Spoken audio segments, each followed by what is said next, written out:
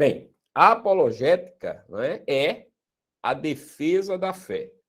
Apologética cristã, grosso modo, né, objetivamente, é a defesa da fé. Agora, a defesa da fé passa por algumas nuances, tá certo? Por exemplo, há quem defenda a fé participando, né, ou pesquisando, melhor dizendo, a questão hermenêutica, tá certo? Há quem defenda a fé pesquisando seitas e heresias.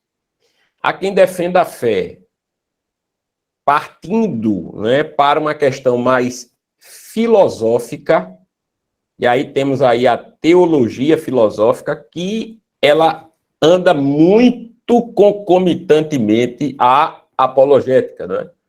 Então você tem, na teologia filosófica, uma incursão pela filosofia da religião, que hoje lida com a questão primordial da existência de Deus.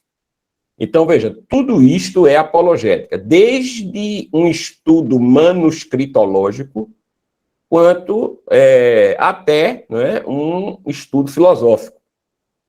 Né? Há uma apologética hoje, bíblica, teológica, também teológica, bíblica e teológica, que se baseia na arqueologia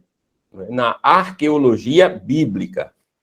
Então, o objetivo é fundamentar, a partir da evidência arqueológica, o que a Bíblia diz, ou seja, fundamentar como verdadeiro, como verdade, o que a Bíblia diz a partir da evidência arqueológica. Então, observe que o leque de apologética é muito, muito vasto, tá certo?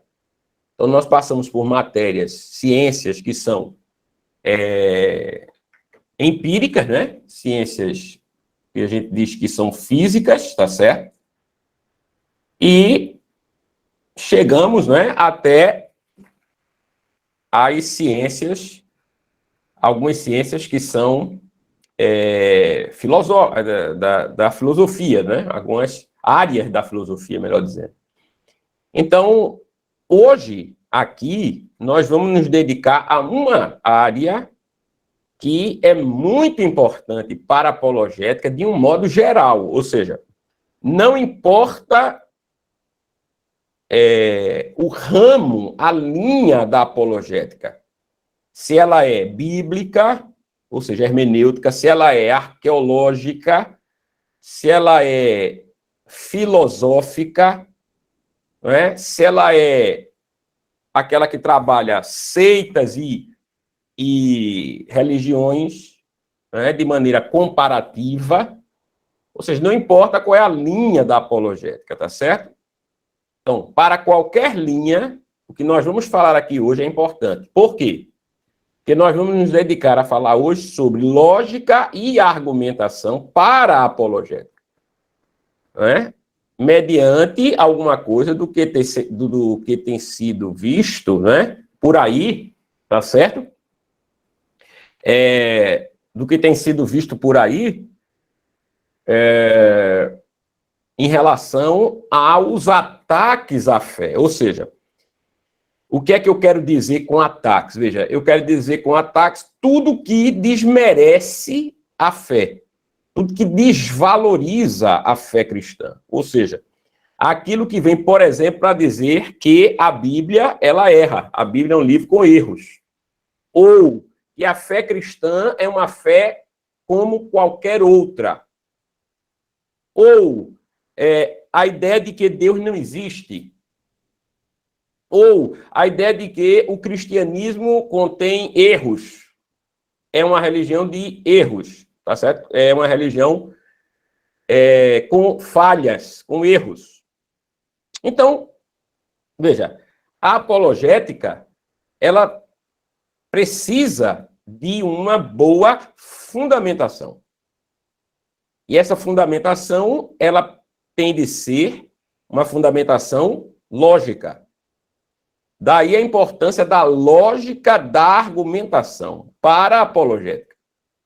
Não é? O que vem a ser a lógica da argumentação? Veja, é isso que nós vamos ver, algo sobre isto que nós vamos ver hoje, tá certo? Mas, e aqui vem uma parte importantíssima desse momento, gente, né? Uma parte muito importante, é um trecho de um documentário que passou recentemente, e veja, no History Channel, com alguns dos maiores estudiosos do mundo, veja, e esse trecho me chamou a atenção muito mesmo.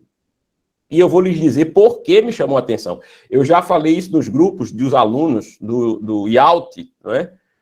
Para os quais eu mandei uma mensagem e alertando, não é, os alunos sobre essas questões que hoje aparecem, veja, surgem na mídia e muitas vezes passam. Por quê? Porque nós não temos o devido preparo em lógica e argumentação e não sabemos contra-argumentar. Veja, nós não sabemos falar. Né? E aí você tem um problema que passa. Veja, tem uma questão falha, tá certo? Uma falha, né? Uma falácia, tá certo? Um pensamento falacioso que passa e se torna, não é, um pensamento aceito, não é, pelas pessoas, tá certo? Eu vou pedir a Rebeca aqui, por favor, passe, não é, o vídeo, transmita o vídeo para que nós possamos ver, tá certo? Confusão e controvérsias similares cercam os 4 evangelhos do chamado Novo Testamento. Por séculos, teólogos e estudiosos acreditaram que fossem relatos originais da vida de Jesus. Escritos pelos evangelistas Mateus, Marcos, Lucas e João. É um belo conjunto de livros e é a tradição. O problema é que não refletem a realidade. Não foi o que aconteceu. A maioria dos estudiosos da Bíblia concorda que o primeiro evangelho a ser escrito foi o de Marcos, aproximadamente no ano 70. Por isso se considera altamente improvável, se não impossível, que qualquer um deles seja um relato original.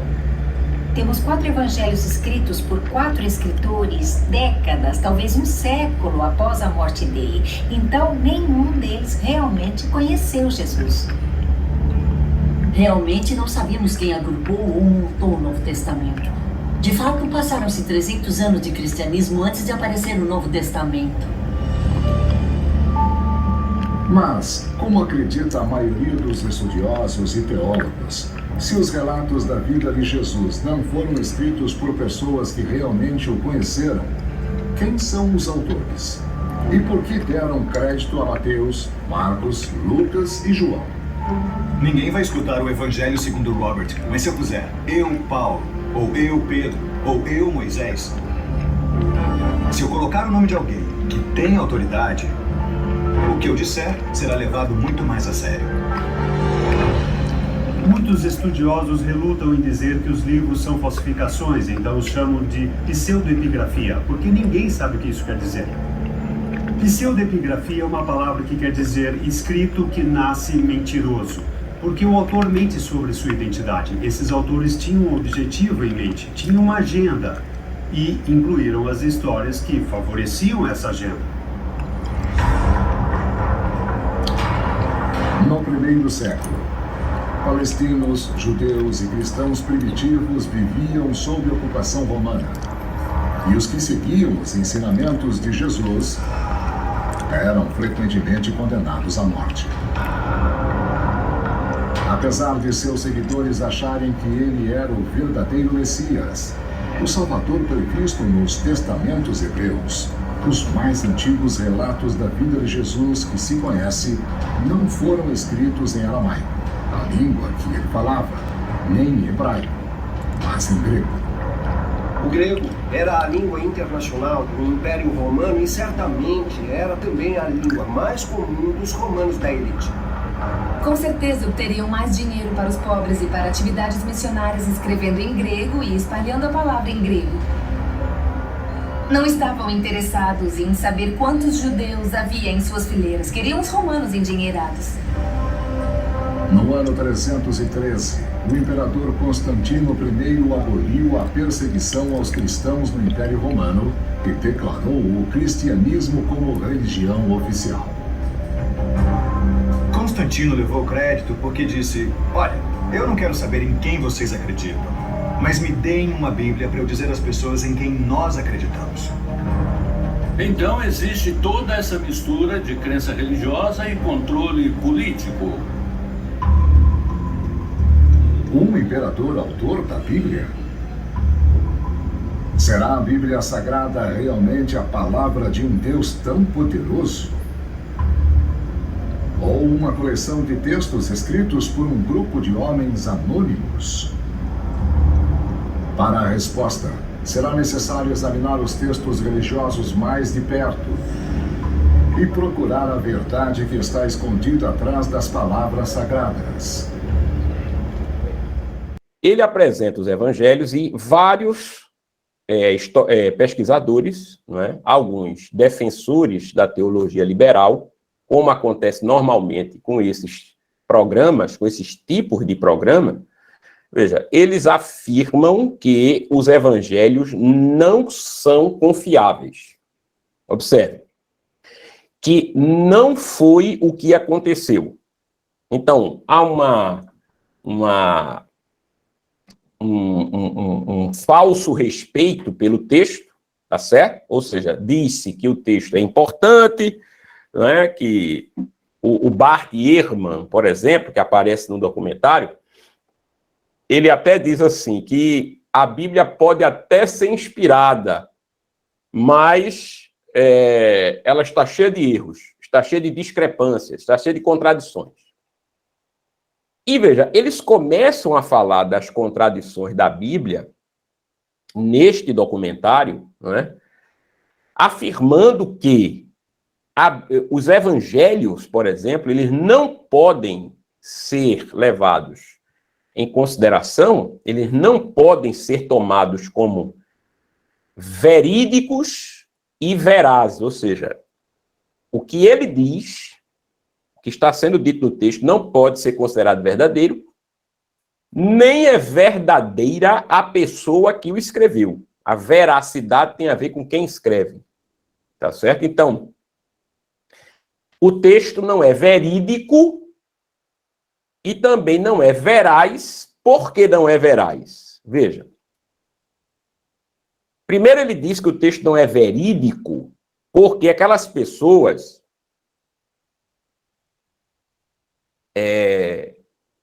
as pessoas, elas afirmam no vídeo, não é, que os evangelhos foram escritos décadas depois de Jesus.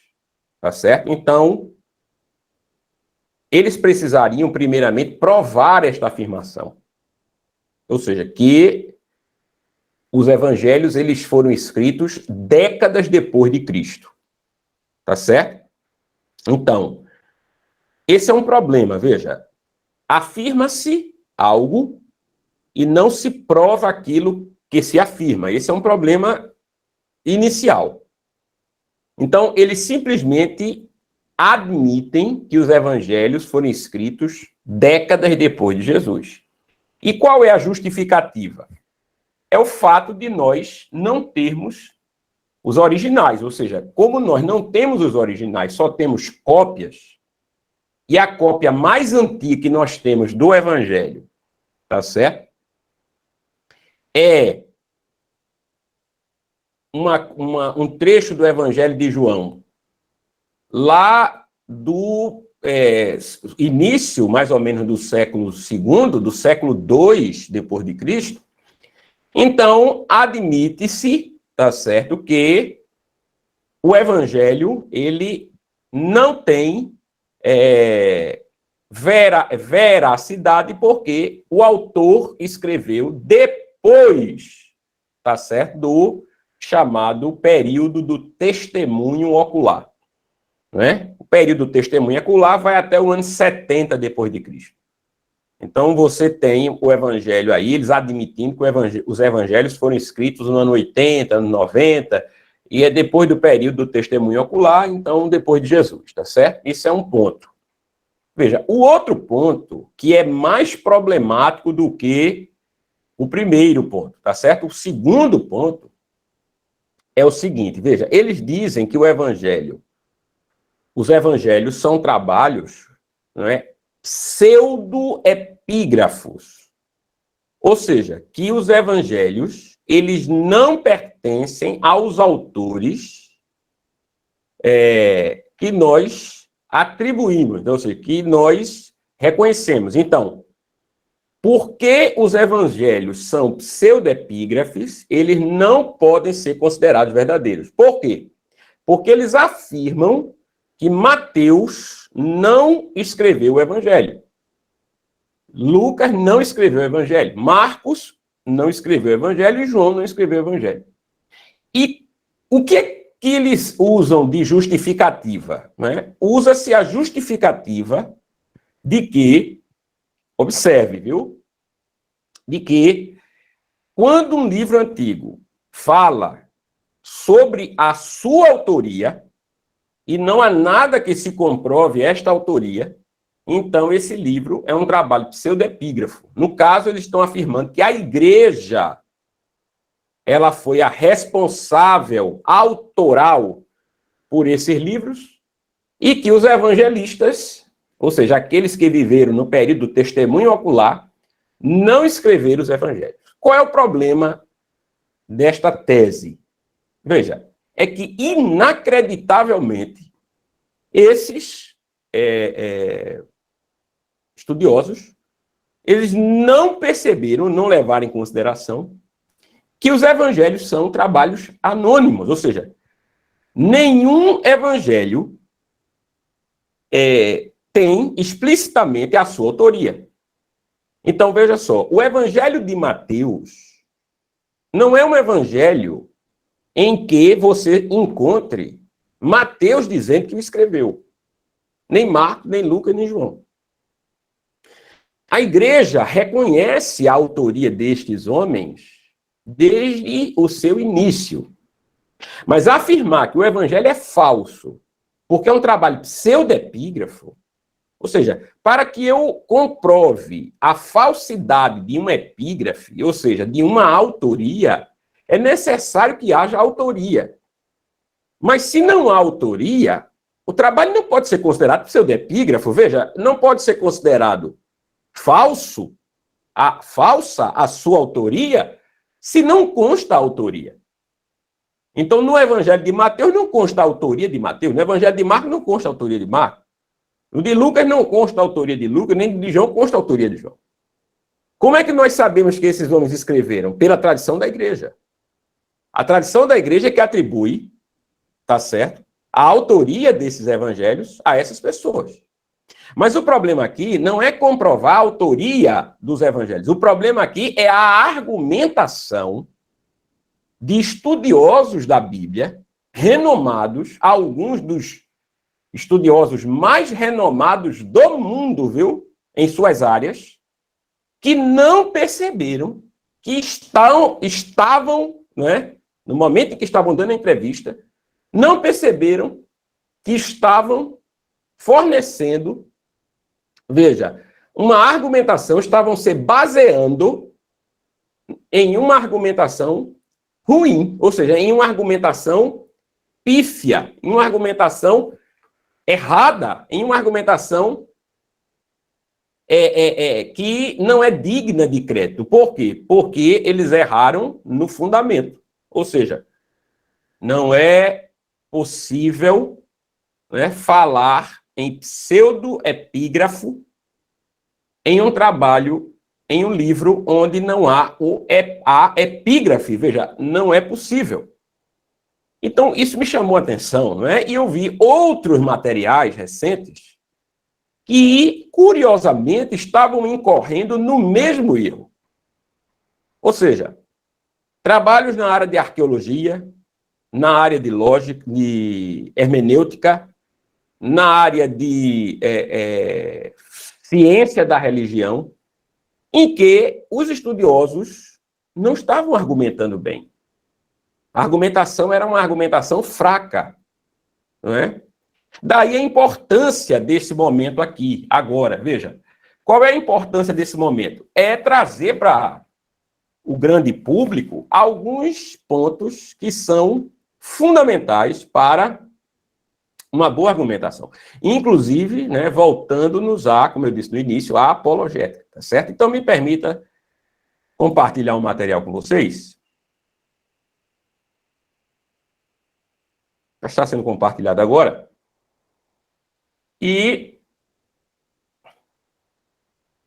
com esse material, né, eu gostaria de conduzir, né, você que está assistindo esse vídeo, a compreender, primeiro, não é, qual é a abrangência do discurso argumentativo, qual é a abrangência da argumentação. Segundo, não é, quais são os pontos que são imprescindíveis para aquele que argumenta. E terceiro, exemplos de má argumentação, tá certo? Então, eu tentarei fazer isso em um tempo relâmpago, não é?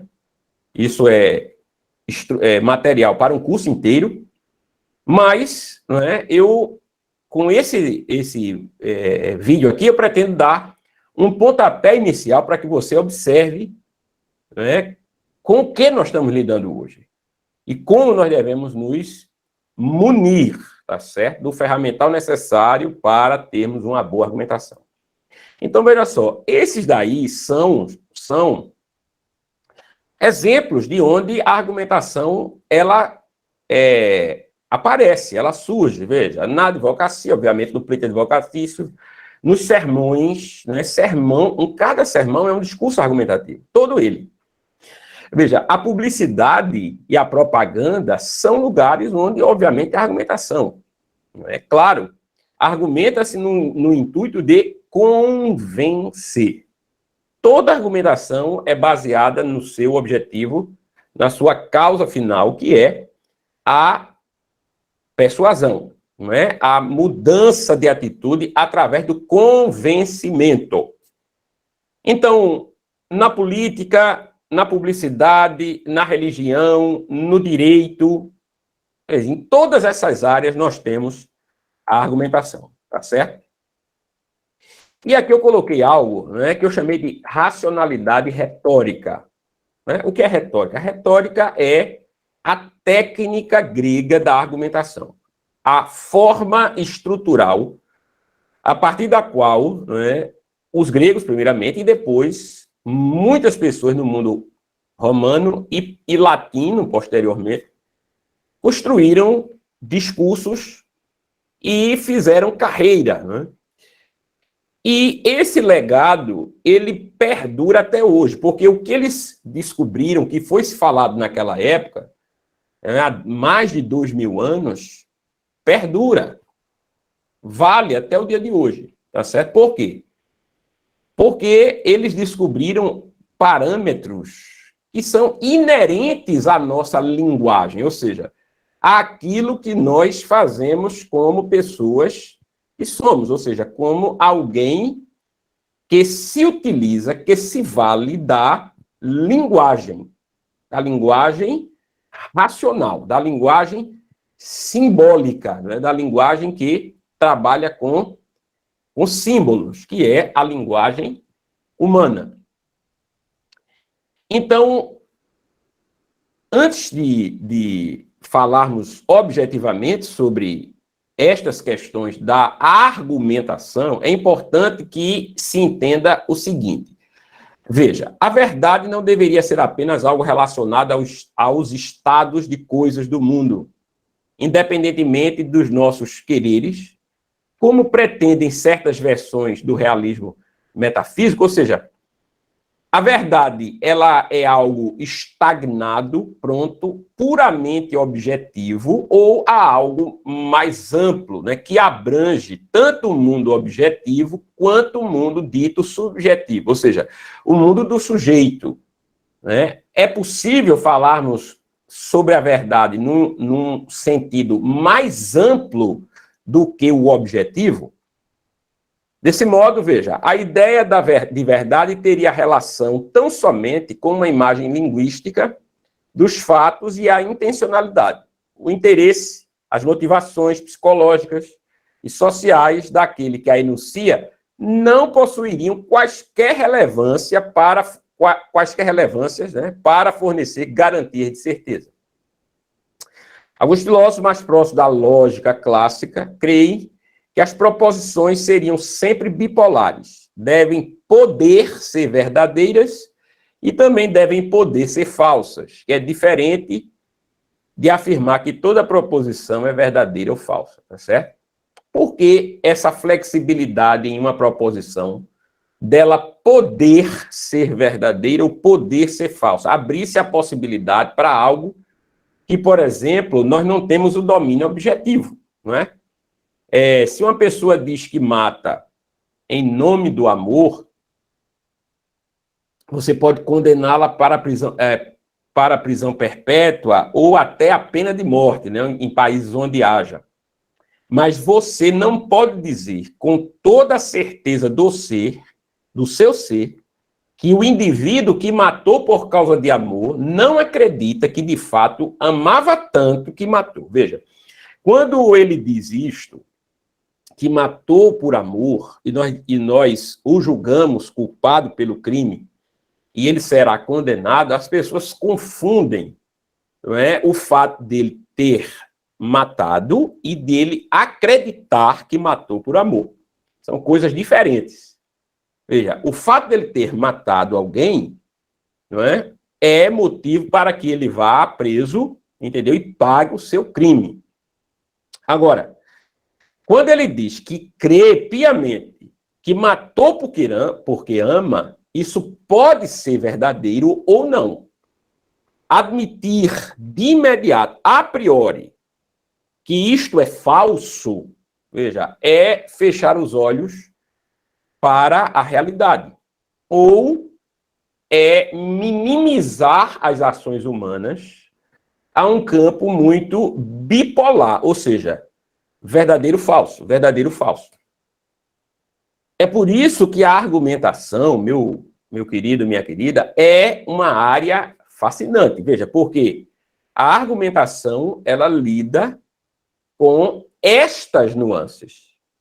Precisamente estas nuances que não são tão fáceis de você ou de quem quer que seja, né, observar a certeza das coisas. Uma coisa é o mundo físico objetivo, outra coisa é o mundo subjetivo, tá certo? Que é onde estão os valores, a intenção, as emoções, etc, etc. Continuando, observe. Não é fácil admitir que a questão de saber se o mundo é como acreditamos que ele seja, né? Não é fácil admitir que a questão de saber se o mundo é como acreditamos que ele seja, muitas vezes pela questão de saber se ele é como queremos que ele seja.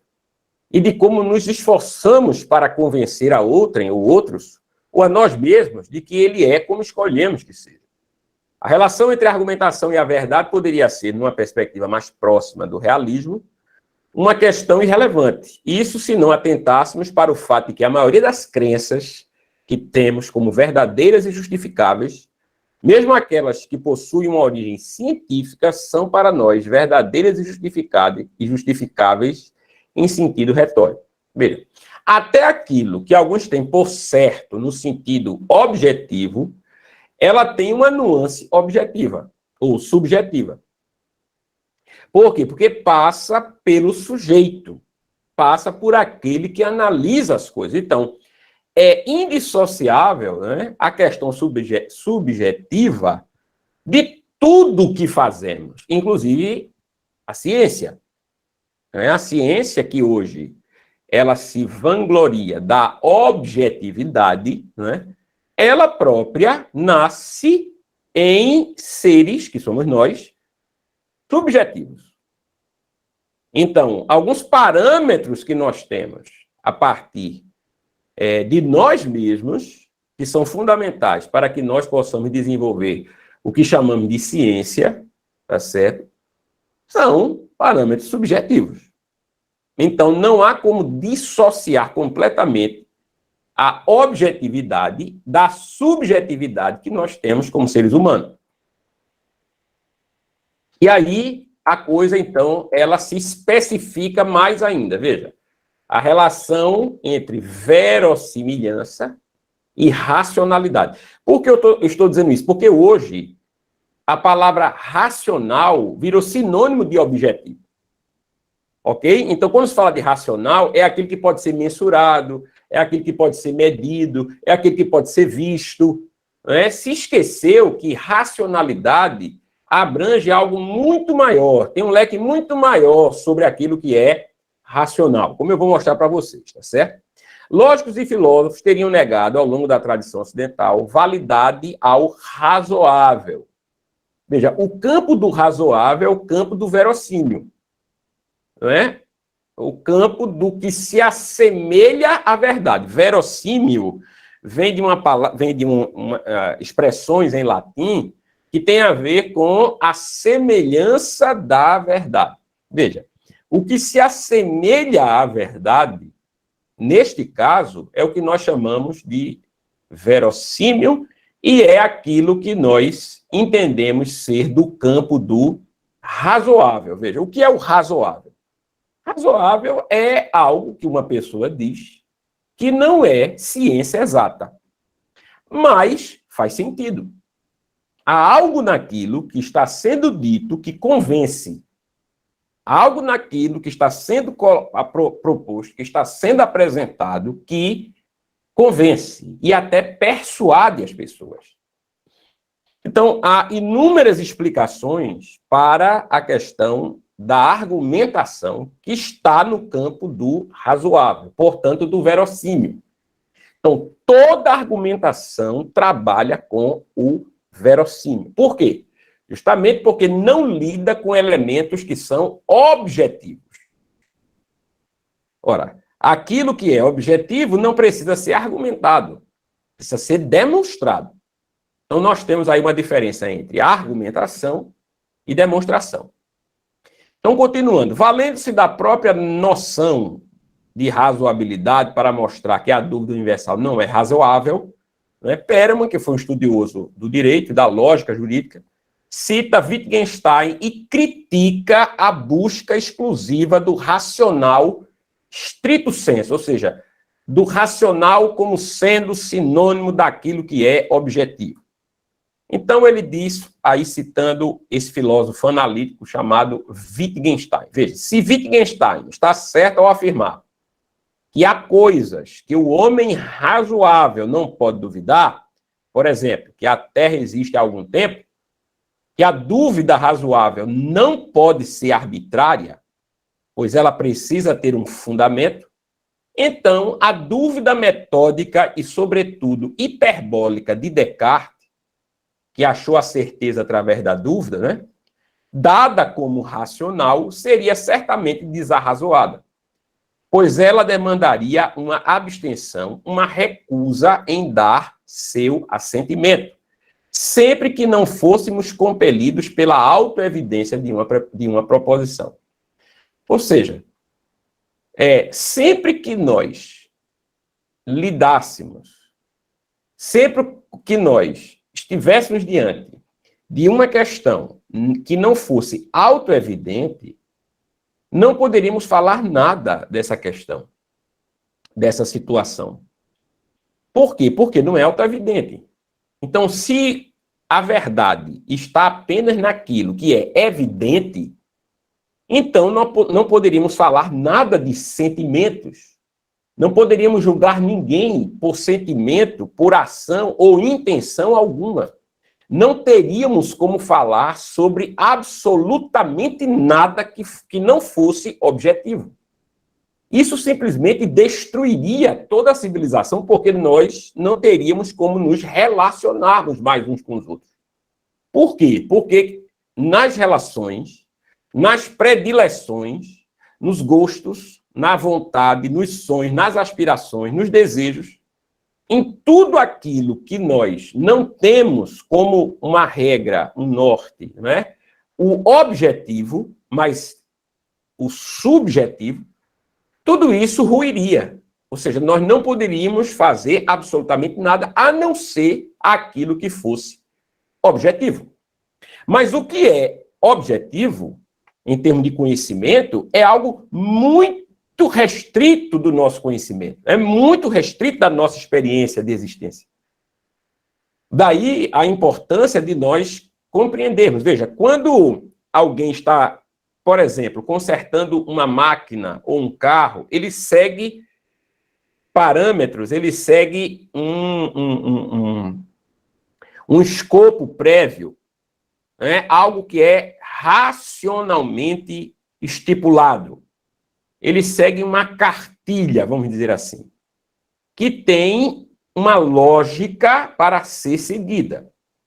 Mas observe que, diante de um imprevisto, aquele que segue a cartilha para o conserto de determinada máquina tem de ter consigo elementos que são impossíveis de se colocar objetivamente. Por exemplo, intuição. Não estou falando de nada místico aqui. Eu estou falando de algo que é oriundo, e só pode ser oriundo, de uma mente que trabalhe também não objetivamente. Ou seja, que trabalhe subjetivamente. Né? Que possa sentir, né? Que caminho tomar.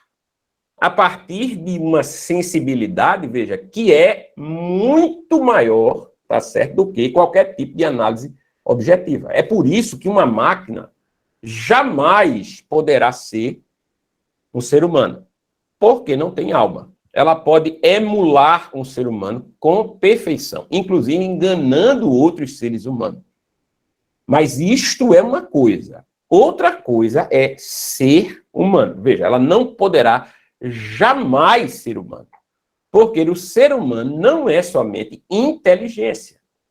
O ser humano não é exclusivamente inteligência, ou seja, é inteligência e muito menos inteligência objetiva, inteligência de matérias exatas. Veja, o ser humano é uma série de coisas, né, que incluem, né, essas coisas incluem as afeições do ser humano, algo que está presente na argumentação.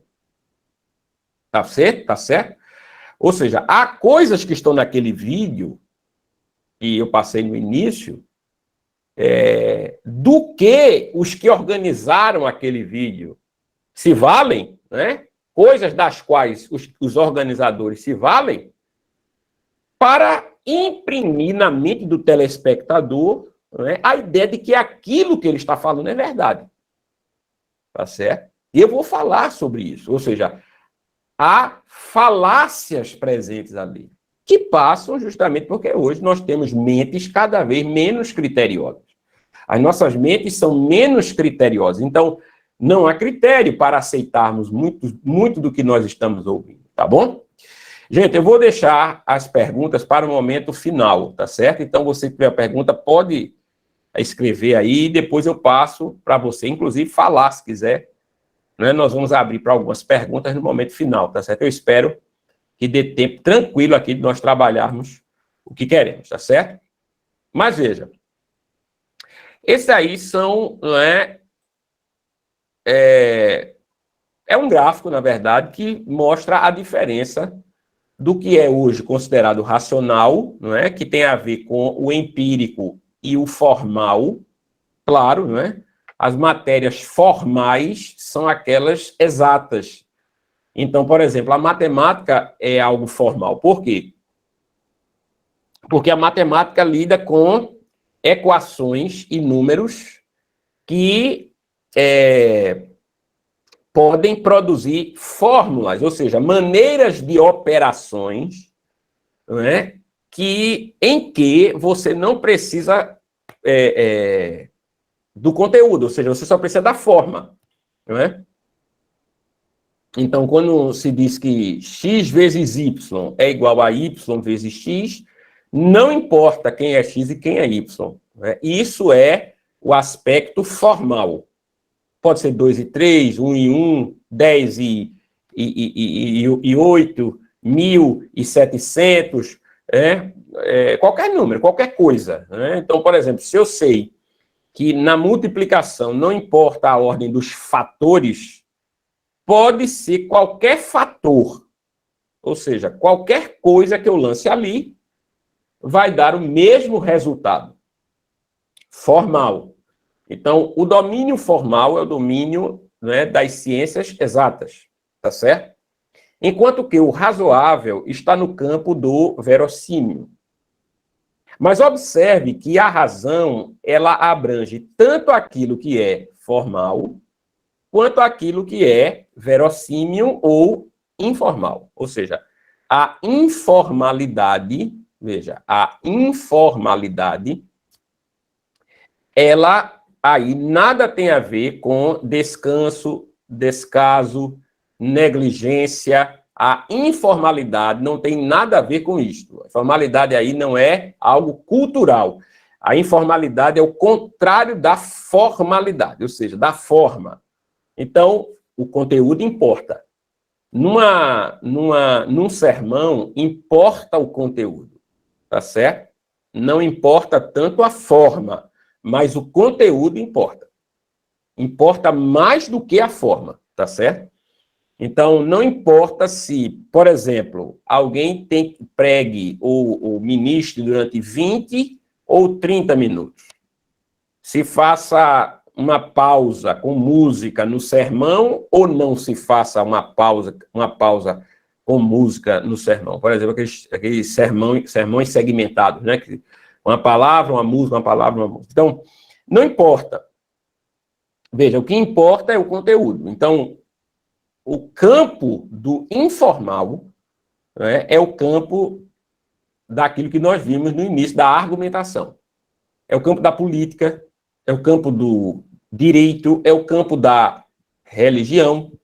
Né? Tudo isso está atrelado à argumentação. Ou seja, que diz respeito à lógica informal e não formal. Formal é das ciências exatas, certo? Então, observe aí, o razoável como verdade entre o evidente e o irracional. Cain Perelman observou que tanto o racional quanto o razoável derivam da razão. E que a busca de algo absolutamente evidente, como se fosse uma exigência da razão, acarretou a inclusão do razoável no campo do irracional. Isso foi uma lástima, viu? E é um fenômeno da modernidade, ou seja, atrelar aquilo que não é evidente ao irracional. É por isso que, na modernidade, a fé tornou-se uma coisa, um objeto do campo da irracionalidade. As pessoas acham que ter fé é o contrário de ser racional. Então, quem é racional, normalmente não tem fé. E quem é irracional, tem fé. Se apega à fé, porque a fé é algo irracional. Ok? Mas essa monstruosidade é típica da modernidade. Inicia-se na modernidade. Então, a proposta, né, da nova retórica de Perelman, desse filósofo jurista, né, as datas dele estão aí, é justamente reabilitar esse meio termo entre o racional e o irracional, chamado de razoável.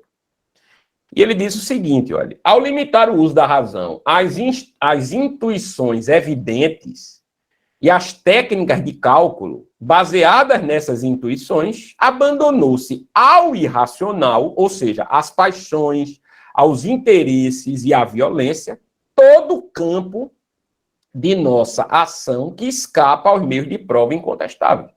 Mas são importantes, tá certo? Como as coisas relativas à afeição, às predileções, às inclinações, tudo isso, porque não é evidente, caiu no campo do irracional.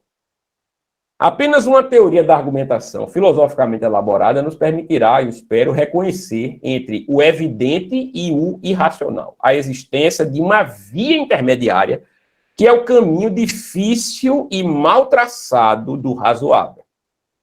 Ou seja, o que é inquestionavelmente verdade. Observe, uma verdade matemática, 2 mais 2 são 4, tá certo? O que é algo que deve ser colocado de lado? As pessoas sentem isso. As formas de violência que o ser humano pode produzir. Agora, no caminho do meio, há esta ideia da razoabilidade, daquilo que é razoável. Então, por exemplo, observe, eu falei de violência. A violência é algo que ninguém quer. Mas, dado o conflito recente entre Rússia e Ucrânia, você observa que há pessoas que defendem a guerra, enquanto há outras que a repudiam. Ou seja, que acusam, não é, o presidente russo, que é o invasor, não é, de ser também genocida. Então, observe que o debate tem crescido. Há aqueles que dizem que a Rússia está defendendo seus interesses de modo legítimo, veja, há quem diga isto, e há aqueles que dizem que não, que a Rússia, ela está, sim, com anseios imperialistas e quer anexar as terras que perdeu na fragmentação da União Soviética, né? Que existiu aí de 1914 até 1991. Então, veja que essa disputa, ela só pode existir porque a coisa debatida não é clara. Para uns é clara, para outros não é clara. Então, ela não é uma verdade matemática. Tá certo?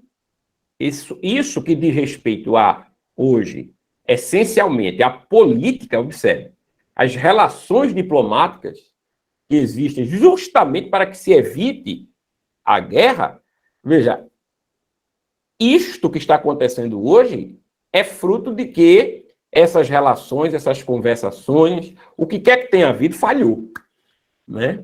E aí tomou-se a medida drástica da guerra. Mas, ainda que com a guerra, veja que há inúmeras tentativas de fazer com que essa guerra cesse, tá certo? Tenta-se promover o diálogo, tenta-se promover algum tipo de consenso para que a guerra cesse, tá certo? Então, veja que isto que eu acabei de falar não está no campo do irracional, tá certo? Não é algo a esmo, ou seja, a Rússia sabe muito bem o que quer e o que está fazendo, né, com a invasão, mas observe que também não é do campo racional, né, ou do campo objetivo. Né? Por quê? Porque a guerra, ela não faz sentido, né? Nunca fez. Mas nós continuamos teimando em fazer guerra, e matar-nos uns aos outros, tá certo? E isso mostra que a razoabilidade deve ser levada em consideração. E como é que ela existe? Através da argumentação. Então, Perelman reconhece, não sem certa dose de ironia, que existem crenças às quais não cabe a menor possibilidade de dúvida. Ou melhor, duvidar delas. Ou melhor, duvidar delas não faria o menor sentido para o indivíduo. Por exemplo, o camarada duvidar de que ele existe, não é? Quem duvida da sua própria existência, tá certo? Está admitindo que o pensamento que tem dentro da sua mente não é seu, porque se ele não existe, alguém está pensando por ele. Então é como se eu imaginasse, observe, uma pessoa, né? Um personagem. Eu imaginasse um personagem que realmente pensasse que foi ele quem me criou, ou seja, que ele existe, mesmo, efetivamente, que eu que o criei não existo. Não é? É algo assim. Não é? Então, alguns tipos de dúvidas, eles não são algo sadio. Esses tipos não são sadios. Mostram que há elevada confusão psíquica do indivíduo. Então, esse conjunto de crenças faz parte daquilo que Perelman considera como evidências, que, por definição, são absolutas e, por isso mesmo, inquestionáveis. Mas quais espécies de crenças fazem parte desse restrito universo de certezas irremovíveis, né? Como já vimos, o universo das certezas irremovíveis é formado pelas evidências oriundas da lógica e da matemática. E por algumas evidências empíricas, especialmente algumas daquelas que são ostensivamente acolhidas por nossa percepção direta e atualmente presente. Mas as evidências lógicas só se aplicam aos objetos formais. E as evidências empíricas limitam-se quase sempre à observação direta e atual. Logo, restaria ainda um grande número de crenças relativas ao presente e ao passado, das quais somos sempre dependentes de uma decisão inteiramente responsável que tomamos, como pessoas que convivem entre outras e que se sentem naturalmente influenciadas por umas e capazes de influenciar outras. Veja, por que nós argumentamos constantemente?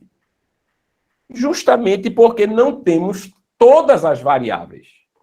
Não somos Deus, veja. E por que não somos Deus? Ou seja, porque nós não temos a capacidade da onisciência, nós não somos oniscientes, então nós precisamos especular. Veja, até quando eu especulo, ou seja, quando eu penso comigo, eu estou dialogando comigo mesmo, veja. Eu quero buscar na memória e dentro da minha mente algo que justifique, né, uma ação que eu estou inclinado a fazer ou que não estou inclinado a fazer. Esse tipo de autodeliberação é como se fosse um diálogo interno. Então, nós queremos convencer até a nós mesmos. Veja como a argumentação está presente na nossa vida, no dia a dia. Então, quanto mais souber argumentar, melhor eu serei em influenciar. Ou seja, e ter uma influência que seja, obviamente, benéfica. Veja, se não houver esse balizamento, né, epistemológico, de conhecimento, mediante aquilo que eu estou ouvindo, que claramente sei que é errado, é muito possível e provável que, através do meu silêncio, o errado passe, se instaure e haja e viva como certo. Veja, é exatamente o que tem acontecido hoje, nesses debates, nessas discussões. Por quê? Porque, muitas vezes, de modo preconceituoso, se afirma que, são questões relativas à fé? Sim. Então, isso está no campo da irracionalidade. Né?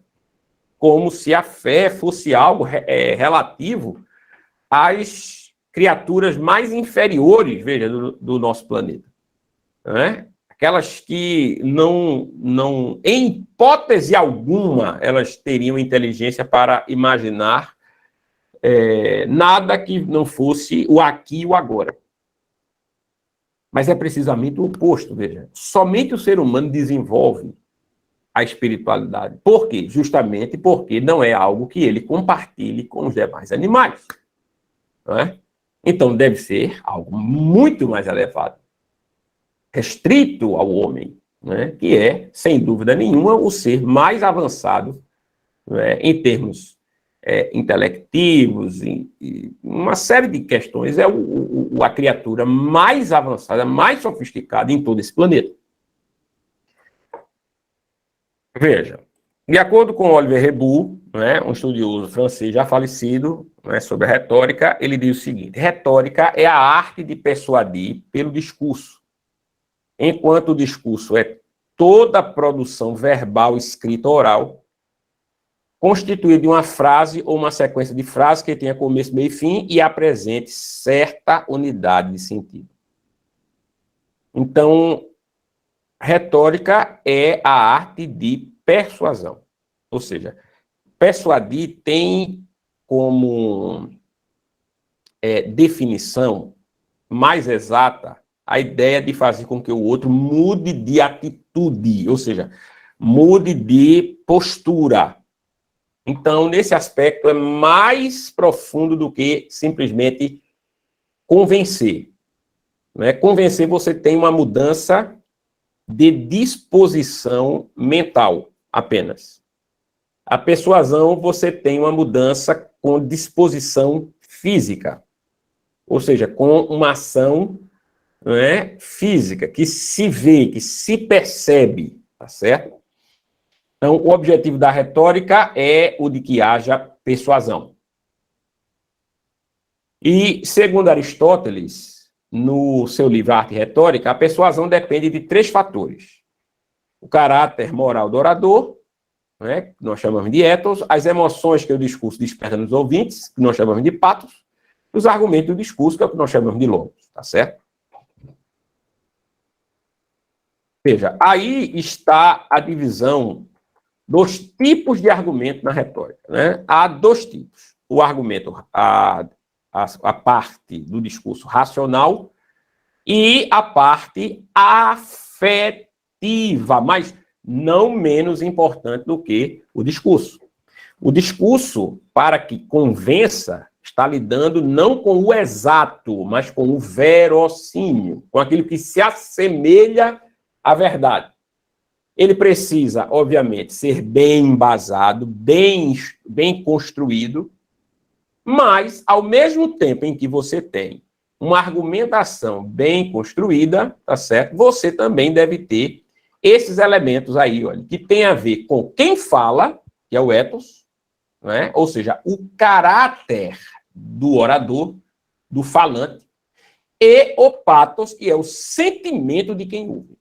Então, quando há uma correta conciliação entre quem fala, quem ouve e o que se fala, você tem o ambiente propício, perfeito, tá certo? Para que haja convencimento e persuasão.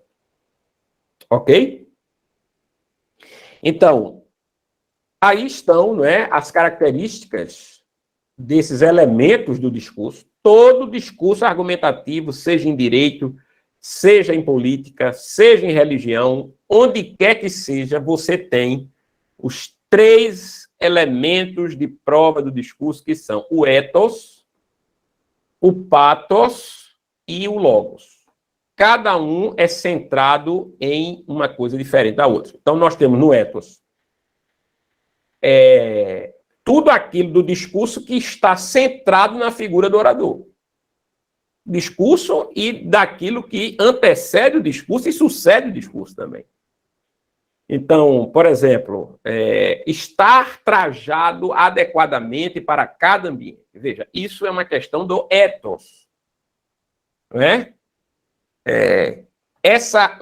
Se houver uma inadequação entre aquele que fala por causa de suas vestimentas e aqueles que ouvem ou aquele que ouve, você está, se houver isso, a pessoa que está de frente, a pessoa que está agindo deste modo, desconectada, tá certo, daquilo que poderia ser um trunfo para causar ainda mais persuasão, ainda mais convencimento, veja, essa pessoa, ela está criando uma barreira para si própria. E isso que eu estou falando para vocês é o que se encontra há muitos e muitos anos, né? Séculos, no campo missionário. Veja, no campo missionário você tem, né, pessoas que são responsáveis, tá certo, para evangelizar, falando a outras que têm culturas, cosmovisões, predileções, sonhos totalmente distintos. Então, o que fazer para que haja uma conexão? Um bom começo é trabalhar, né, justamente esses elementos, olha, que vão fazer com que o orador adquira confiança, consiga confiança do auditório ou da audiência. O pathos, tá certo? É aquele elemento do discurso que tem por objetivo realmente impressionar, não é? de tal modo que a pessoa que está ouvindo, as pessoas que estão ouvindo um discurso, elas, mesmo sem ter, não é, total conhecimento daquilo que é posto, ou seja, mesmo não sabendo, não é, se aquilo que lhes é apresentado é verdade ou é falsidade, como nós sabemos na matemática, ainda assim se convence e acredita piamente naquilo que ouve. Quando aquilo está ligado à verdade, ótimo. Mas quando não está ligado à verdade, nós temos um problema grave aí. Tá certo? Que é o convencimento das pessoas para coisas que são falsas. Tá certo? Então, o ethos, o pathos, são os elementos afetivos do diálogo, do discurso, melhor dizendo. São elementos afetivos do discurso argumentativo, que nós chamamos de retórica. Por fim, você tem o logos. O logos é algo que deve obedecer, olha, sob o ponto de vista lógico-argumentativo. Então, deve seguir o que aprendeu, né, para que seja bem compreendido. Ou seja, a compreensão, gente, hoje, a cada dia que passa, torna-se um desafio. As pessoas não compreendem o que estão lendo, nem o que estão vendo. Veja, essa questão do documentário do History, né, eu fiquei surpreso porque você vai atrás dos comentários, você até republica para ver a repercussão disso, mas as pessoas não atentam para aquilo que há de mais importante, elas teimam em ficar na superfície da argumentação, não é? Elas não constroem um bom discurso ali.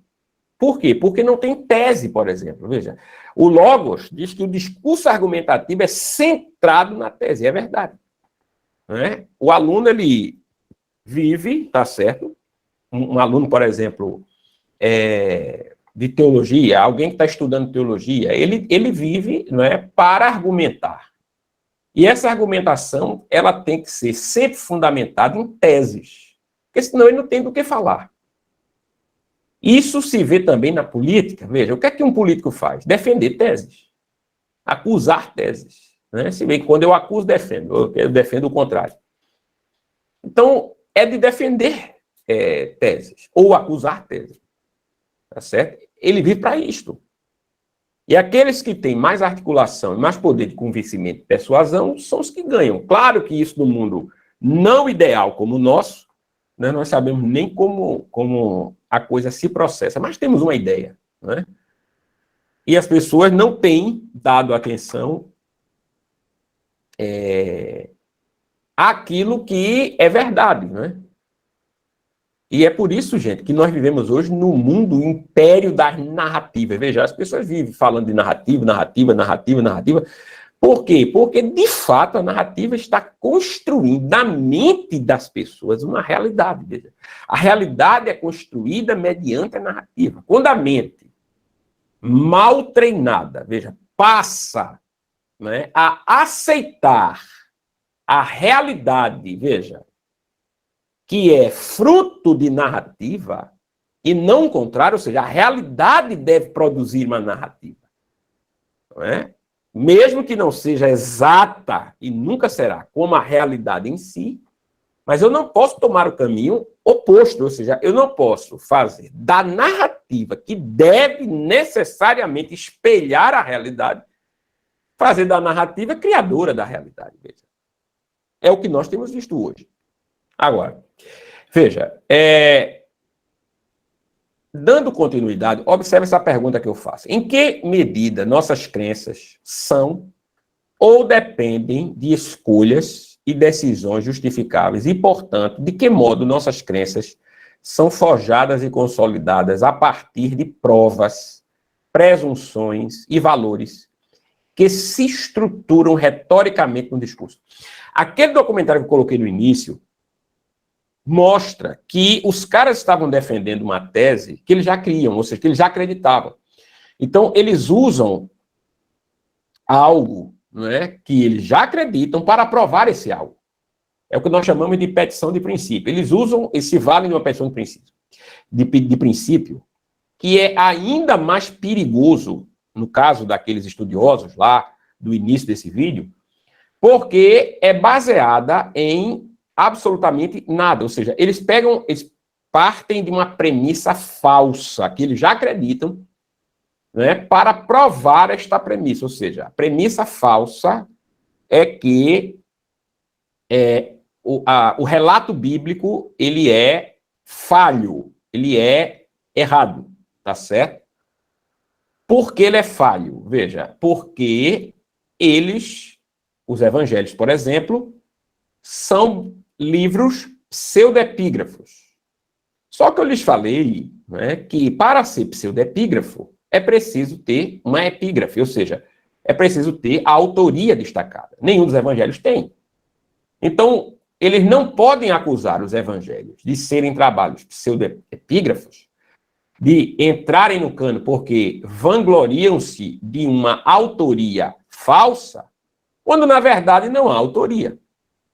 E eles usam, então, esta tese, né, para defender aquilo que eles já acreditam. Ou seja, como o livro foi escrito de maneira fraudulenta, não é? Pessoas que não viram o Senhor Jesus e escreve como se tivessem visto ou conversado com pessoas que viram, então conclui-se que a Bíblia está cheia de erros, está cheia de imprecisões, etc. Que é o que eles creem. Veja, eles partem desta premissa, que é a conclusão, tá certo? Passando por algo que eles criam do nada, ou seja, que não condiz com a realidade.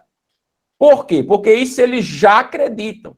Então, quando eles criam a ideia louca de que os evangelhos são trabalhos pseudepígrafos, tá certo? Eles estão fazendo isto porque eles têm um compromisso com o que eles já acreditam. E eles já acreditam previamente que a Bíblia é um livro cheio de erros, cheio de falhas, etc. Ou seja, eles não percebem que a sua crença está influenciando na maneira como argumentam. Não tem consciência disso, porque uma coisa é você saber que você argumenta, baseando-se em algo, que corrobore sua crença, mas você tem consciência disso. Você está querendo convencer o outro de algo que você já crê, mas você está argumentando consciente de que muito daquilo que você argumenta baseia-se ou se relaciona, é amalgamado na crença que você já tem. Tá certo? Então, isso é algo inacreditável, porque nós estamos falando de pessoas das mais proficiências, do mundo, ou seja, das pessoas das mais proficientes do mundo, na área de ciência da religião, de filosofia da religião, de manuscritologia bíblica, como aquelas que aparecem no documentário do History. E aí, quando isso não é percebido nem pelo que fala, nem pelo que ouve, ou não é percebido principalmente pelo que ouve, tá certo? Aquele que é ouvinte, então, essas regrinhas aí, esses alertas, tá certo? Eles vêm muito a calhar. Primeiro, a persuasão deve ter uma componente ética, devido ao respeito pela outra pessoa. Uma componente ética, tá certo? Devido ao respeito que se deve ter pelo próximo. Quando isso não acontece, transforma-se em manipulação. A manipulação ignora os legítimos interesses do auditório, da audiência. Manipular equivale a manejar, a tratar as pessoas como se fossem objetos. Vem de mão. Ou seja, a manipulação é como se fosse um manuseamento, do indivíduo, da alma dele, tá certo? Para que se faça exatamente aquilo que ele está sendo programado para fazer e sem perceber. E aqui nós temos, então, alguns argumentos informais. O que são argumentos informais? São argumentos válidos, argumentos informais válidos, são argumentos em que a verdade das premissas é razão suficientemente forte para acreditarmos na verdade da conclusão. Mas não é algo exato, é forte ou fraco, não verdadeiro ou falso. Ou seja, as premissas elas são fortes ou fracas, e não verdadeiras ou falsas, como é o caso das ciências exatas, certo? Ao contrário da lógica formal, a lógica informal tem necessariamente de atender ao conteúdo das premissas. Concluímos que um argumento é forte quando pensamos que muito provavelmente a realidade não negará a conclusão. Então, assim se estabelece um argumento forte. Ou seja, quando a realidade não nega aquilo que está sendo defendido numa premissa, então aquele tipo de premissa pode ser considerado forte. Tá certo?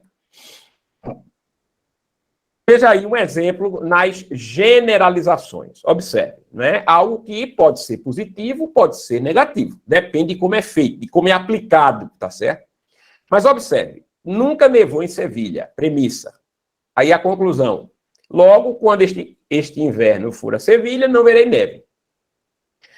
Analisemos a premissa. Esta diz-nos que até a data não caiu neve em Sevilha nem uma única vez. A conclusão diz-nos que, num futuro próximo, irei a Sevilha e que não verei neve nesta cidade. Como é muito provável que a conclusão seja verdadeira, o argumento é indutivamente válido. Ou seja, é um argumento forte. Tá certo? Com premissas fortes.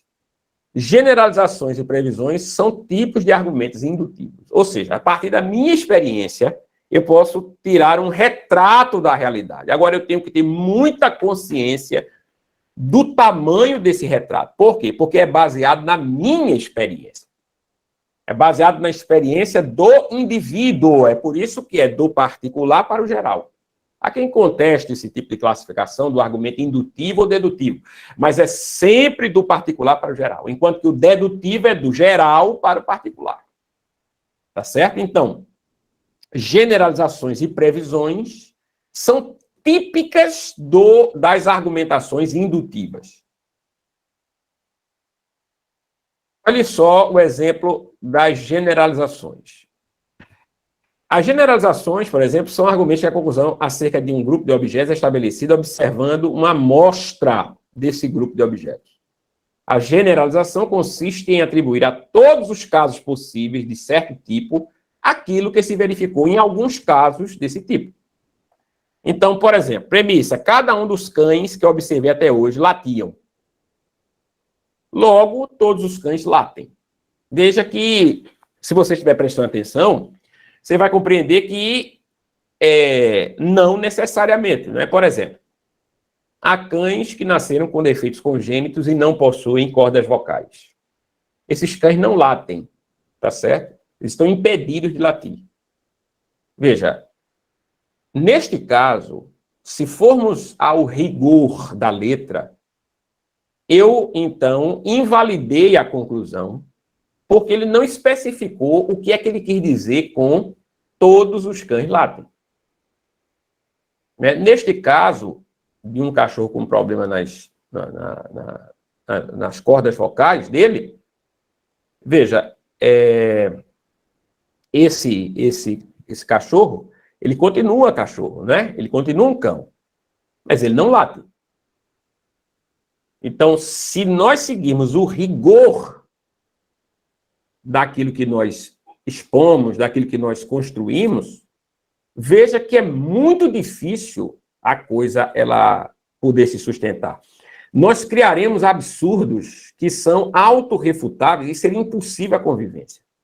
Se eu digo que todo cachorro late, e isso deve ser tomado como verdade irrestrita e sem nenhum tipo de condição, de exceção, então eu automaticamente digo que aquilo que faz, veja, de um cachorro, ser cachorro, é ele latir. Então, já que ele não late, ele não é mais cachorro. Tá certo? E é, obviamente, um pensamento falacioso, um pensamento enganoso. É por isso que nós devemos ter cuidado com o pensamento indutivo, viu? Que domina a maioria das nossas ações. A maioria das nossas ações, ela é tomada, né? A maioria delas é feita, é realizada por causa da nossa experiência. Né? Por causa daquilo como nós vemos o mundo, daquilo que me faz enxergar o mundo. Tá certo? E aqui, continuando. A generalização não garante que a sua conclusão é verdadeira. Tá certo? Se for num argumento indutivo forte, é provável que seja. Se não, é provável que não seja. Como a conclusão é mais geral do que a premissa, a generalização não pode garantir que um dos casos por observar não venha a refutar a conclusão. Tá certo? Então, se houver essa refutação, o pensamento está errado, não é? Está construído de modo errado, deve ser abandonado ou refeito. Não é? O máximo que conseguimos com esse tipo de argumento é a legitimidade para tratar a conclusão como sendo muito provável. E as pessoas seguem.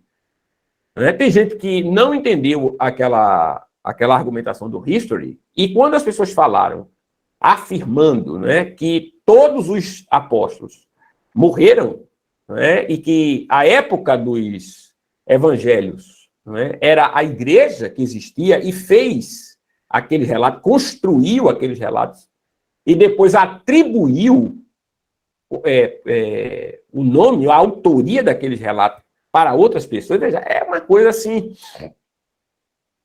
não tem como descrever isso, porque, primeiro, a pessoa que escreve e quer ter, né, algum tipo de legitimidade, autoridade, de fama, né, ela vai se colocar, né, no lugar de alguém famoso, tá certo, como um autor, mas ele vai observar a repercussão. Se houve uma repercussão grande para aquele tipo de coisa a ser imitada, né, então, veja que há uma legitimidade, tá certo? Naquilo que se observa, que se imita. Mas se não, então não há. Então, é preciso que nós entendamos, não é? Que o máximo que nós conseguimos com exemplos de premissas fortes é uma legitimidade para que a pessoa ela se convença de algo que está ouvindo, ela se convença, e ela talvez mude de atitude através da persuasão. Tá certo? Então, nesse aspecto, não é, a argumentação nunca lida com questões exatas, mas sempre com aquilo que está próximo. Então, nunca lida com, entenda o que eu vou dizer, com a verdade absoluta, ou seja, aquilo que não se pode negar, mas trabalha com aquilo que se assemelha àquela verdade inquestionável, formal, e é por isso que nós dizemos que a argumentação ela lida com a verossimilhança, tá certo?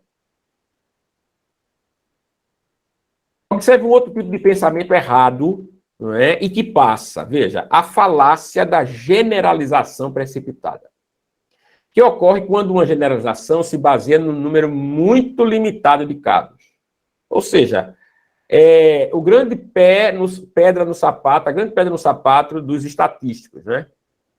Tem que provar que uma amostra, por exemplo, para qualquer tipo de pesquisa, ela foi suficiente não apenas em quantidade, mas como é possível espelhar com amostras que para nós são pequenas, né? Veja-se o exemplo da política. Como é que se pode legitimar este ou aquele caminho futuro, este ou aquele prognóstico, tá certo? Quando a maioria das pessoas, a maioria delas é imprevisível em relação a atitudes como votação, posicionamento político, etc. Então, são exemplos de generação precipitada o seguinte, olha, concluir após uma experiência amorosa, falha, né, que as mulheres são a nossa desgraça, veja só. Concluir que as bebidas alcoólicas são prejudiciais porque um familiar morreu devido ao abuso do álcool. Veja, o álcool ele traz muito malefícios, mas veja, uma coisa é isto, outra coisa sou eu afirmar, não é, que a bebida alcoólica é prejudicial porque um familiar meu morreu. Então, eu estou pegando algo da minha experiência, como sempre acontece com os argumentos indutivos, não é? Extrapolo para a realidade, pode parecer certo, mas a fundamentação está me levando a extrapolar esse pensamento para o resto da sociedade, né? Essa fundamentação é falsa. Essa fundamentação ela é errônea, ela está errada. Né? E, por fim, concluir que a maconha, veja, é algo saudável por ser usada no tratamento de algumas doenças. Algo que nós vemos, inclusive, na TV com cada vez mais frequência, viu? E por alguns ditos especialistas. Veja, que os caras que defendem abertamente, né, que deve fumar maconha, porque a maconha, ela é uma planta, a marihuana, né, a cannabis, a cannabis, ela é uma planta que tem usos medicinais, tá certo? Como se uma coisa interferisse na outra, né? Veja aí, regras, por exemplo, para generalizações, né? As amostras que eu devo extrair, mediante as quais eu vou fundamentar a minha argumentação, qualquer tipo de amostra que eu vá utilizar como base para a minha argumentação deve ser ampla. Quanto maior for a amostra observada, mais forte o argumento será. 2. A amostra deve ser relevante ou representativa. Uma amostra relevante, grande, pode ser a base de uma generalização mais fraca do que outra, baseada numa amostra menor, que contém informação mais relevante. E 3º, a amostra não deve omitir informação relevante. Um argumento, mesmo sendo baseado numa amostra ampla e relevante, será fraco se omitir informações relevantes. Então, são regras, por exemplo, da generalização, não é? Veja que hoje as pessoas estão acostumadas a generalizar tudo. Esquecem-se de que essas generalizações incluem, muitas vezes, o que elas próprias estão dizendo, não é? É o caso clássico daquele que afirma que toda a verdade é relativa. E alguém pode perguntar, até isso que você está falando também é relativo, ou seja, que tudo é relativo? Porque se toda a verdade é relativa e você está falando que tudo é relativo, né, pretende-se como verdade, ser aceita como verdade, então se toda a verdade é relativa, isto que se pretende como verdade também é. E o camarada acaba refutando o que ele próprio, veja, está defendendo. Tá certo? E é isso que nós estamos vivendo na atualidade, né? Observe o caso das previsões. Veja, as previsões são argumentos em que as premissas se baseiam em casos passados e a conclusão se refere a casos particulares ainda não observados. Exemplo. Olha a premissa. Todos os 27 feijões que retirei deste saco são brancos. Logo, o próximo feijão que retirar deste saco será branco. Veja, vamos supor que eu tenho um saco de feijões brancos e pretos, de igual quantidade. E aí eu tirei 27 grãos seguidos, tá certo? 27 grãos eu tirei com brancos, né? Em sequência. Veja, como os pretos estão aumentando, tá certo? E os brancos diminuindo, por uma questão de lógica simples, de observação simples. Veja, a probabilidade de eu pegar um feijão preto ao invés de um branco aumenta, né, à medida em que cada feijão branco sai. Então, vamos supor que eu continue tirando e, coincidentemente, só tire feijões brancos, até restar um feijão preto, um feijão branco e o resto todos pretos. Veja, se você olhar aquela cena, somente aquela cena de um feijão branco e uma enormidade do saco de feijões pretos, e alguém lhe perguntasse, é mais provável que ele tire um feijão preto ou um branco? Veja, há algo em você que imediatamente justifica aquela previsão. Ou seja, que se você pudesse apostar, você apostaria que na próxima retirada de feijões, ele tiraria um feijão preto, não é? Porque só havia restado um feijão branco. Então, a previsão, ela precisa também ser racionalmente bem construída. Porque, do contrário, ela não significa absolutamente nada, né? Aqui nós temos o outro tipo de argumento informal chamado post-hoc, né? Post-hoc.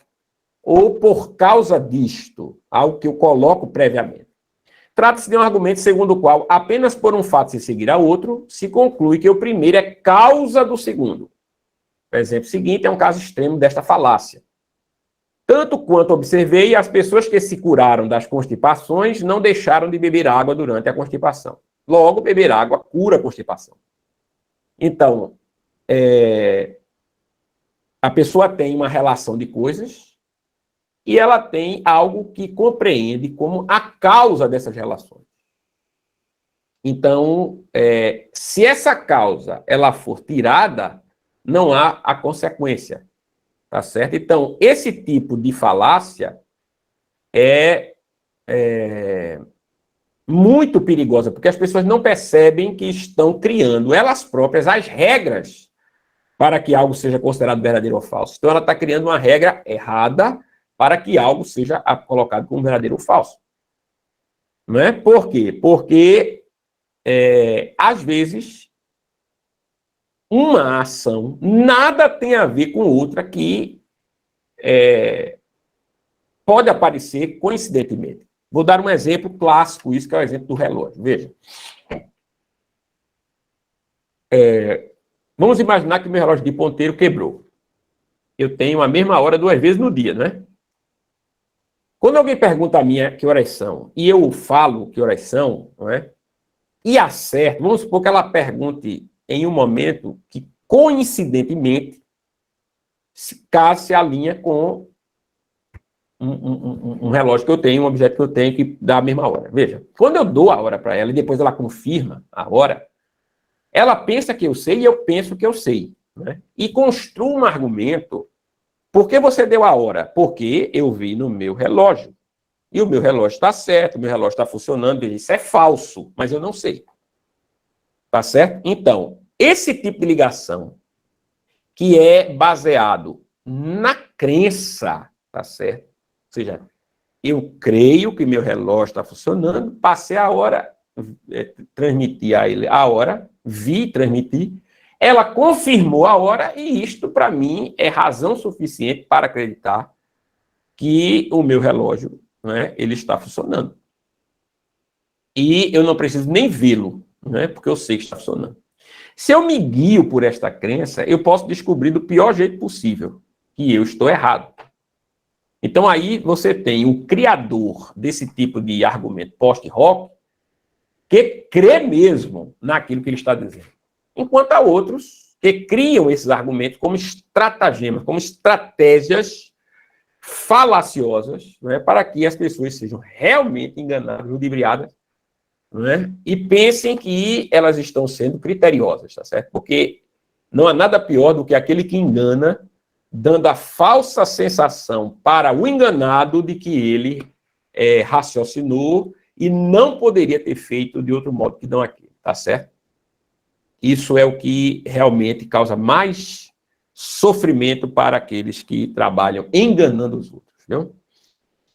E aqui, continuando. O poder das analogias. Olha, o argumento por analogia atribui uma propriedade a um acontecimento ou objeto, por tal propriedade se ter verificado em algum objeto ou acontecimento semelhante. Aí tem a analogia. Então, uma palavra que eu posso dizer de duas coisas que são semelhantes, que são próximas, tá certo? Exemplo, como este cão é muito semelhante ao de Miguel, também deve morder sem razão aparente. Veja, isso é forte ou fraco? Depende. Né? Se nós temos, por consciência, que determinada raça é naturalmente brava, e se eu vejo um cão desta raça e eu associo imediatamente que este cão, não é, ele é da mesma, veja, da mesma espécie de um cão de um amigo meu, no caso aí o de Miguel, então eu tenho razões para acreditar que esse cão ele vai morder como esse outro aqui.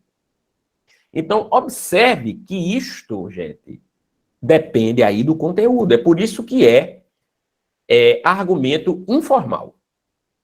Mas neste caso do cachorro, dada esta circunstância, dada a possibilidade de haver realmente raças que são mais violentas do que outras, se isto já aconteceu, corrobora-se ainda mais o temor de quem está observando aquele cão, tá certo? Para que se possa falar sobre a veracidade ou a falsidade dessa afirmação. Tá certo? Neste argumento, usam-se as semelhanças entre o cão do Miguel e o cão sob observação para justificar a atribuição ao segundo da propriedade de morder sem razão aparente, já verificada no primeiro. Regras da analogia. Primeiro, a amostra deve ser suficiente. Segundo, o número de semelhanças deve ser suficiente. Terceiro, as semelhanças verificadas devem ser relevantes. Por exemplo, o que é uma amostra suficiente? É uma amostra que possa decidir. Veja, se eu tenho algo que pode decidir, não é, sobre algum tipo de especulação, né, ao usar este algo para um público que conhece a situação em si, então eles serão propensos a aceitar aquilo que você está dizendo, não porque o que você defende é necessariamente verdade, ou seja, não tem como não ser. Mas é muito provável. Né? E é aí que está, ou onde está, né, o campo da verossimilhança. Tá certo? Eu estou terminando, viu, gente? Vou terminar já. Nós temos agora aqui, olha, falácias informais. Não é? Pensamentos errados, baseados, tá certo, na questão informal, ou seja, não é um erro na forma, né, da matemática, etc. Agora é um erro na argumentação em que o conteúdo é mais importante do que a forma, tá certo? Veja, 2 é um número aí. 1 é um número, logo 2 é igual a 1. Por quê? Porque um número é igual a um número. Quando você vê isso aqui do seu lado, não é? 2 é igual a um número e 1 é igual a um número, logo 2 é igual a 1. Veja. 2 não é igual a 1 em tudo, mas é em parte. Por quê? Porque 2 é número e 1 também. Veja, aí nós temos uma analogia. Tá certo? Por que nós temos uma analogia? Porque sabemos que 1 e 2 podem ser vistos como a mesma coisa, no sentido de serem números. Agora, o que eles representam, a sua representação, quer dizer algo diferente, ou seja, que 1 é uma unidade e que 2, tá certo, são 2 unidades. Agora, ainda assim, o 1 se relaciona com 2. Por exemplo, quando eu vejo um homem, um exemplo, um homem, um ser humano. Quando eu vejo um casal, veja, um homem, uma mulher. Observe. Um homem, uma mulher. Eu estou vendo 2 seres humanos, mas eu os trato como um casal. Veja. Curiosamente, esses 2 também são 1. Assim como este é 1, mas não no mesmo sentido. Os 2 não são um ser humano. São um casal. Enquanto que este é um ser humano. Tá certo? Então, observe. Eu estou tratando de nuances distintas. Então, 2 é igual a 1, depende do que você está relacionando. Se você está relacionando o fato de 2 ser tão número quanto 1, então, neste caso, porque eu estou tratando daquilo que o número é em si, independentemente de que número seja, então, neste caso, 2 é igual a 1. Tá certo? Agora, em termos de representação, porque 2 é 2 e 1 é 1, jamais 2 será igual a 1. Né? Saber diferenciar essas coisas é importante para que se conheça bem falácia, para que conheça o pensamento errado, né, que passa por certo. Então, você tem aqui, olha, para adiantarmos, né, o exemplo do boneco de palha. Veja aqui, o argumentador, em vez de atacar o melhor argumento do seu opositor, ataca um argumento diferente, mais fraco ou tendenciosamente interpretado. É o caso do vídeo do History Channel. Eles estão atacando um objeto de palha. Veja, os evangelhos não podem ser considerados canônicos porque nós não acreditamos, normalmente, em livros que são pseudepígrafos. Então, como os evangelhos, eles são livros com autor, não é? Então, essa autoria é falsa, sim. Só que não é novidade para ninguém que a igreja admitiu, né, a história, a tradição daquelas autorias, tá certo? Porque, em lugar nenhum, os evangelhos canônicos, eles são autorais, ou seja, em lugar nenhum você vê alguém se proclamando o autor do evangelho, em lugar nenhum. Tá certo? Então, o que aquele pessoal, aqueles estudiosos fizeram no History Channel para deslegitimizar a Bíblia, né, torná-la ilegítima, foi bater em um boneco de palha, algo que não existe. Tá certo? Ou seja, há autoria explícita nos evangelhos. Não é? E isso não existe. Não está presente na Bíblia. Então, as pessoas que querem legalizar o aborto, veja o exemplo, querem prevenção irresponsável da gravidez, mas nós queremos uma sexualidade responsável. Logo, o aborto não deve ser legalizado. Veja, aqui eu estou usando algo que eu concordo e defendo. O aborto não deve ser legalizado. Agora, observe o problema da má fundamentação, da má argumentação. Veja, a questão do aborto, não é? Ela não se restringe apenas à sexualidade responsável ou não. Ela é mais abrangente, veja, ela tem a ver com a própria vida, direito à vida, tá certo? O direito à vida é algo sagrado, veja, é algo que não se discute. Mas quando se despreza isto, que é central, para se observar o periférico como comodidade econômica, questões sociais, não é? Socioculturais, conveniências. Veja, quando se deixa de pensar o central para se pensar no periférico, então esse tipo de falácia passa, tá certo? Ela passa e ela se estrutura, enraiza-se, estrutura-se como verdade. E aí nós temos um problema, né? As pessoas, elas desaprendem a ter critério.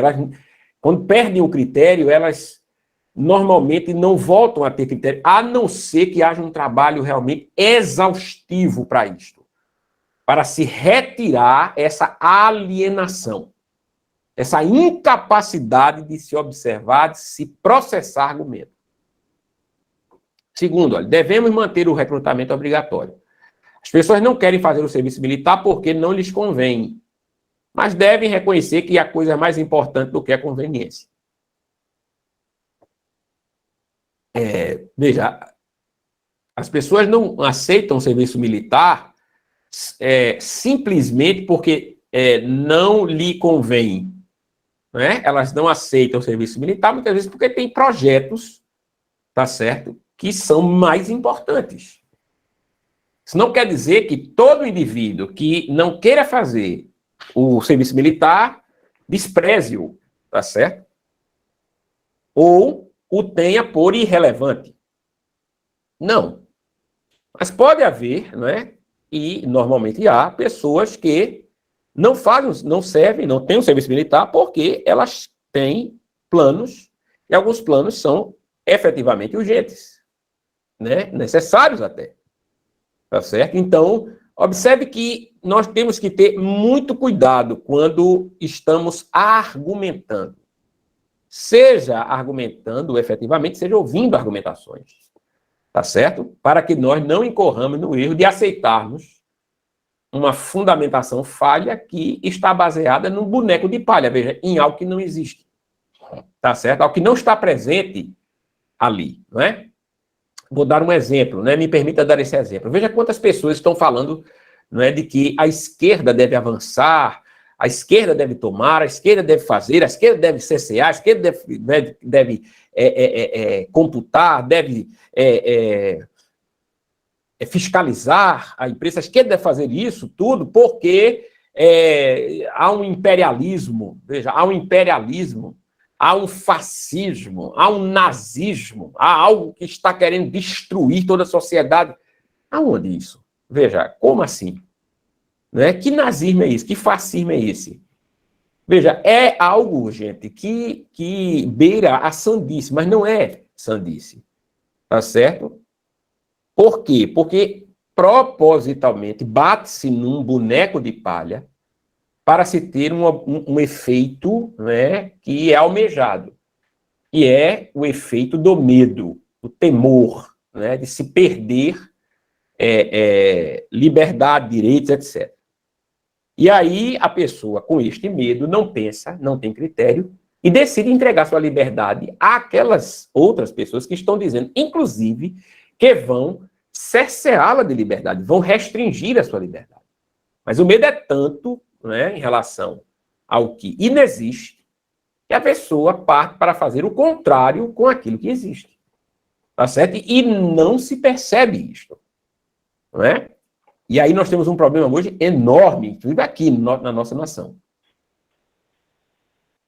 Outro tipo de falácia, o apelo à autoridade, defender o uso de uma vacina por recomendação de artistas, jornalistas e políticos, simplesmente porque são quem são, isto é, famosos. É uma burla do pensamento correto, não é? Por quê? Porque no nosso contexto sociocultural de hoje, artistas são autoridade. Não é? Outra coisa que eu acho interessantíssima é quando a mídia fala de especialista, não é? O que é o especialista? O que é um especialista?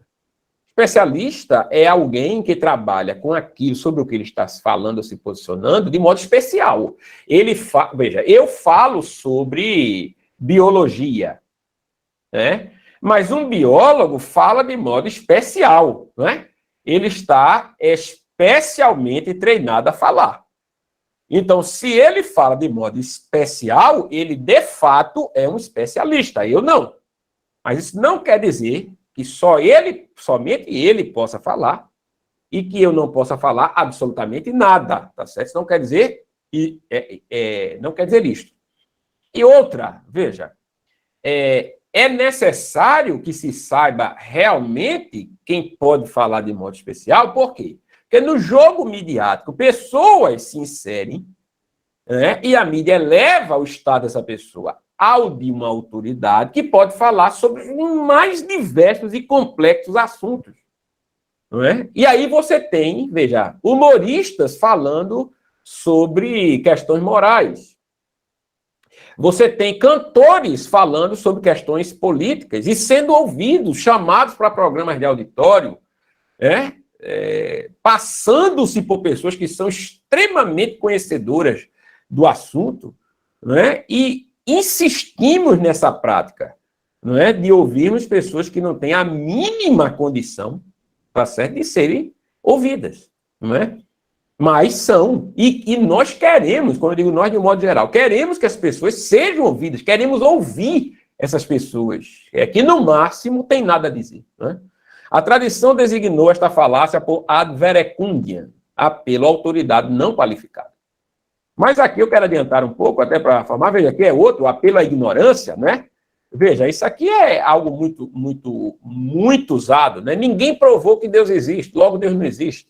O contrário é verdadeiro, veja. Ninguém provou que Deus não existe, logo Deus existe. Não é? Ambos estão errados, e errados em vários aspectos aí. Por quê? Porque muitas vezes a prova que se quer é uma prova empírica, não é? Uma prova física do ilimitado, uma prova física do infinito. Não é? O que já por si é um contrassenso. Mas observe que esse tipo de coisa passa, não é? Tanto de um lado como de outro, ó, tanto no primeiro caso como no segundo. Tá certo? Um terceiro, olha, os extraterrestres existem. Ninguém provou o contrário. Ou seja, como ninguém provou que extraterrestres não existem, então eles existem. Tá certo? Que é o apelo à ignorância. Não é? O argumento ao homem, chamado ad hominem, né? O argumento ao homem. Ataca-se a pessoa que apresentou um argumento e não o argumento que foi apresentado. Ataque ao caráter da pessoa. Referem-se esses argumentos a circunstâncias relativas à pessoa. Por exemplo, é natural que você concorde com o congelamento dos salários, porque você é rico. Então, olha só, a premissa é a seguinte, porque você é rico. Você é rico. Conclusão, é natural que você concorde com o congelamento de salários. Então, você acha que os salários não devem aumentar porque você é rico. Ou não precisa, ou tem um super salário. Então, veja, o fato de alguém ser rico e defender uma medida que contrarie, né, de imediato, num primeiro momento, aquilo que as pessoas estão almejando, né, não quer dizer necessariamente que uma coisa tem a ver com a outra. Tá certo? A pessoa pode estar defendendo isso simplesmente por uma questão de convicção econômica mesmo. Tá certo? Mas o que eu revelo aqui é que isto é usado para atingir o indivíduo, como se desqualificando-se o indivíduo, sua argumentação ruísse com ele. Ela deixasse, não é, deixasse de ter relevância. Tá certo? Outro exemplo, você diz que não se deve se beber, que não se beba, né? Você diz para que não beba, mas você mesmo bebe.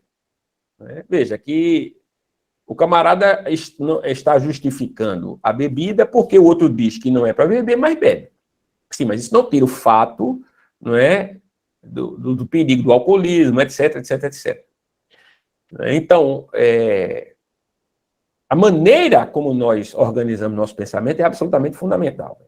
Olha só a quantidade de falácias que existem. Olha. Apelo à autoridade anônima, apelo à autoridade, né? Apelo à ignorância, apelo ao dinheiro, apelo às consequências, apelo ao medo. Um argumento que aumenta esse daqui, olha, apelo ao medo. Veja aqui, se deixarmos mais muçulmanos entrar, eles vão tentar impor sua lei religiosa no país. Os islâmicos vão fazer isto, e eles fazem isto sim, mas não simplesmente porque eles entram. Não é isto. Veja, eles fazem porque eles têm isto como um objetivo sagrado de sua própria religião. Não é? Por isso que muçulmanos são instruídos a casarem com não muçulmanos para formarem famílias muçulmanas. Então, olha só, não é simplesmente o fato de entrar. Não é? Assim, ninguém vai acudir, por exemplo, ninguém vai ajudar, auxiliar pessoas que estão enfrentando guerras. Não é? Eu não digo que se abrace de maneira indistinta refugiados, sem nenhum tipo de critério, como aconteceu na Europa, que tem outros objetivos, né? Mas eu não posso simplesmente fechar os olhos para dizer que todo refugiado não está fugindo de uma guerra. Ou seja, todo refugiado que procura asilo, procura abrigo, ele não está fugindo. Está com intenções de promover a sua fé, no caso do Islã. Tá certo? Não necessariamente. Entendeu? Então, a falácia é uma faca de dois gumes. Tá certo? Há um problema grave aí, porque você pode, inclusive, se cortar com uma falácia. Né? Se você usar a falácia de modo que ela lhe fira, ela acaba destruindo a sua própria argumentação. Ela se torna uma faca de dois gumes, literalmente. Ok, gente? Então, é com isso que eu quis, né, transmitir para vocês, tá certo? Com esses exemplos, que não foram exaustivos, tá certo? De modo nenhum, mas tiveram o objetivo de trazer uma fomentação, fomentar para você ou em você o desejo de conhecer, tá certo? O desejo de saber, para que você possa analisar essa multidão de narrativas que existe hoje, que estão literalmente nas mentes de muitas pessoas, criando realidades. Tá certo, gente? Ok? Então, este momento teve este objetivo, né? O objetivo de trazer esses esclarecimentos. E agora eu estou abrindo, franqueando aqui para respondermos algumas perguntas, se alguém tiver alguma pergunta, não é? E eu estou abrindo aqui para que você possa fazer sua pergunta, tá certo? Em cima daquilo que nós vimos aqui. Se alguém, por favor, não é? Sem dúvida nenhuma, porque teologia Né? Olha, tudo a gente deve à dialética, tudo. Dialética é um instrumento fundamental da filosofia. E sem filosofia você não tem teologia.